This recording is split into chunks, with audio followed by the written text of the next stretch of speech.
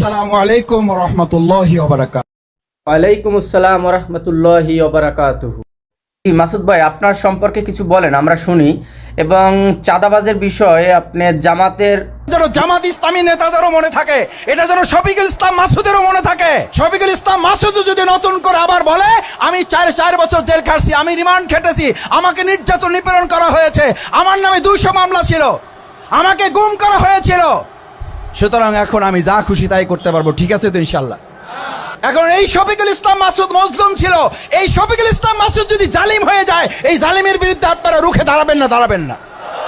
শফিকুল ইসলাম মাসুদ জামাত ইসলামের মন্ত্রী হইতে হবে জরুরি না। আমি শফিকুল ইসলাম মাসুদ খুব ছোট মানুষ, আমরা কাজ করবো, আমরা চাঁদা নিতে দেব না, শুধু না চাঁদা দেওয়ার প্রয়োজন হয় এরকম পরিবেশে আমরা বাহুফলে থাকতে দেব না। পুলিশকে চোর ভোট দেবে কোনোদিন? বাংলাদেশ জামাত ইসলামী চাঁদাবাজির বিরুদ্ধে কথা বলবে, তাতে 5টা ভোট যদি কমে তাতে কি জামাত ইসলামীর কোনো ক্ষতি হবে?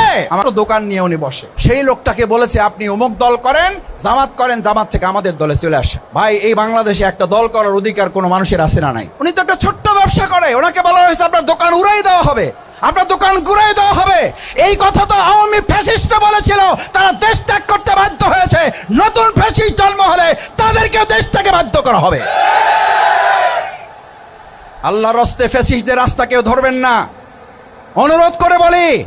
ফ্যাসিস্টদের রাস্তা ধরলে দেয়ালে পিঠ থেকে গেলে জনগণের উত্তাল তরঙ্গমালায় এমন ঢেউ হবে, সেই ঢেউতে ভেসে যেতে বাধ্য হবেন।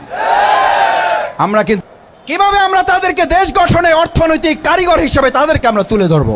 আপনারা তো অর্থনীতির কারিগর, আপনারা অর্থনীতির মাস্টার মাইন্ড, আপনারা অর্থনীতির সুপ্রিয়র, আপনারা অর্থনীতির পায়োনিয়ার, আপনারা অর্থনীতির একটা পিলার।